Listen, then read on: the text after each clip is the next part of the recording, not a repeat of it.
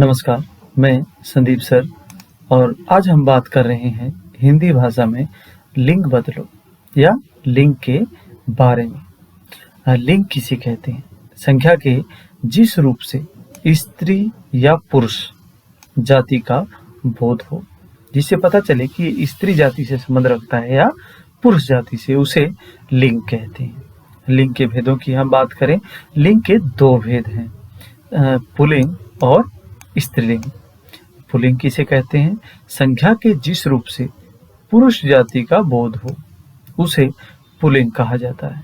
जैसे लड़का है, शेर है, धोबी, मोर, नाग, दास या जेठ, ये सभी शब्द किस में आते हैं? पुल्लिंग में आते हैं। इसके बाद हम स्त्रीलिंग की व्याख्या करते हैं।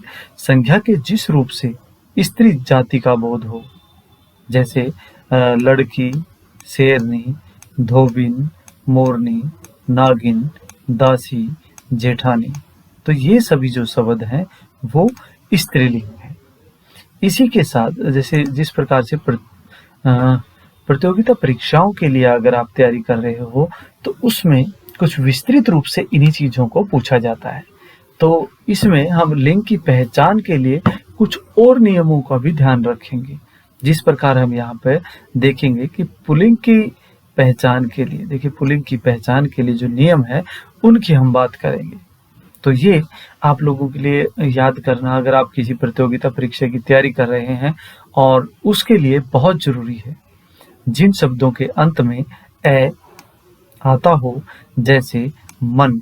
मन को जब हम यहाँ पर हलंत लगाकर अगर अलग करें, देखिए इस प्रकार से म प्लस न के, अगर हम न के यहाँ पे टुकड़े करें, न हलंत, इसके बाद प्लस जो है ए लगता है, म न। अगर हम न के भी दो टुकड़े यहाँ पर करके देखें तो न को कुछ इस प्रकार से लिखा जाता है, न प्लस ए, तो इसको बोलते हैं न। आप ध्वनि भी देख सकते हैं, न जब बोलते हैं न तो ए की ध्वनि यहाँ से निकलती है। तो इसी प्रकार हम आगे करते हैं, जैसे तन, वन, शेर, मेज, राम, तो इनका अंतिम अक्षर क्या बनता है? ए। इसके बाद हम आगे चलते हैं, जिन शब्दों के अंत में पा, पन, तव आए, जैसे मोटापा, तो पा, बचपन, देवत्व, स्त्रीत्व, नृत्य, तो ये सभी शब्द क्या है? पुल्लिंग की पहचान है।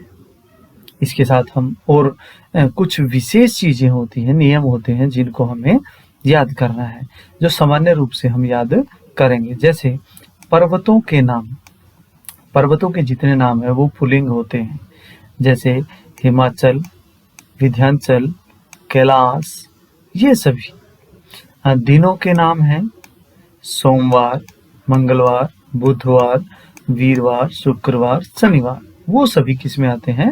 पुल्लिंग में आते हैं। महीनों के नाम यहाँ पे हैं चैत्र, आषाढ़, जनवरी, फरवरी, मार्च, ये सभी किस में आएंगे? पुल्लिंग में आते हैं। इसके बाद है देशों के नाम, जैसे भारत, रूस, अमेरिका, जापान, ये सभी भी किस में शामिल होते हैं?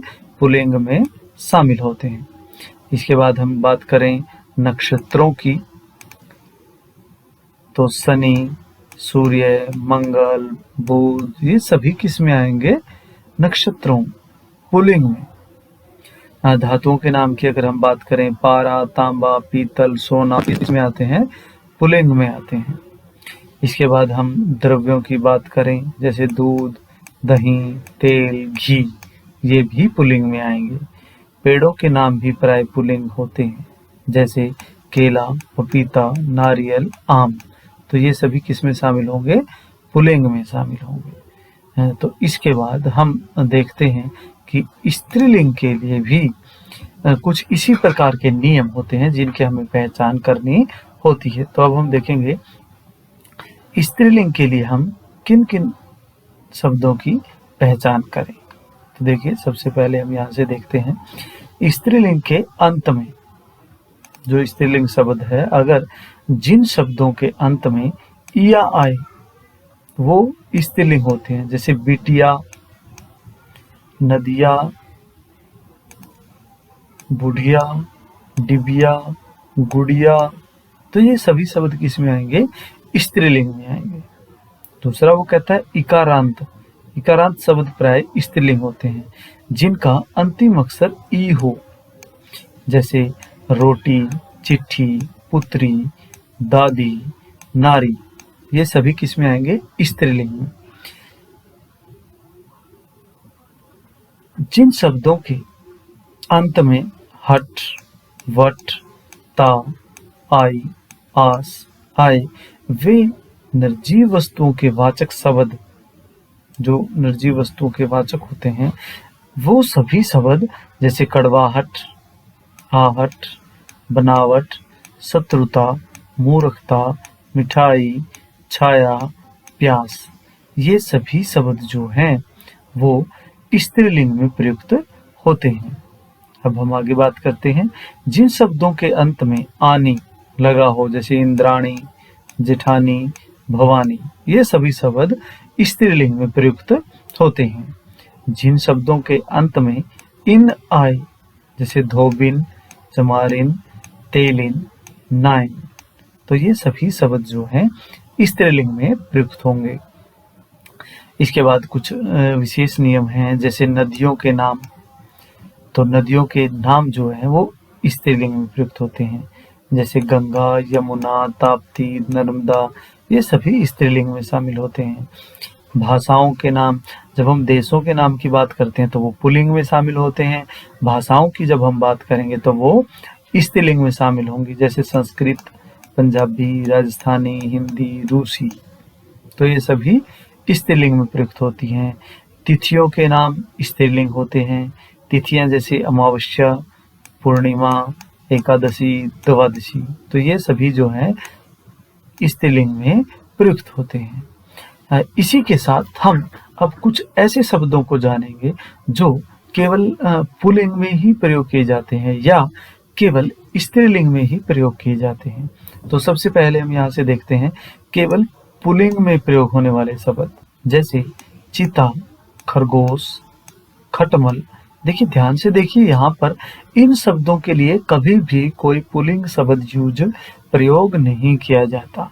बाज, भेड़िया, कछुआ या कौवा, बहुत बार किताबों में लिखा होता है कौवा, मैना, परंतु वो उसके लिए स्त्रीलिंग शब्द नहीं है। केवल स्त्रीलिंग में कुछ शब्द यहाँ पे हैं जो केवल स्त्रीलिंग में प्रयुक्त होते हैं, जैसे मछली, दीमक। अब मछली का देखिए आप, कोई पुल्लिंग शब्द होता है क्या? मछली मछली ही होती है। इसी प्रकार दीमक है, मैना, जूं, जौंक, गिलहरी, चील, कोयल या मक्खी, इन सभी के लिए देखिए, चील के लिए चीला शब्द नहीं यूज किया जाता, वो चील ही रहता है। तो ये कुछ शब्द थे जो हमेशा स्त्रीलिंग में ही प्रयोग किए जाते हैं। तो इसी के साथ आप सभी का इस वीडियो को देखने के लिए बहुत बहुत धन्यवाद। अगर आपको वीडियो पसंद आई हो, अच्छी लगी हो, तो इस चैनल को लाइक करें, सब्सक्राइब करें। इसी के साथ धन्यवाद। Thank you.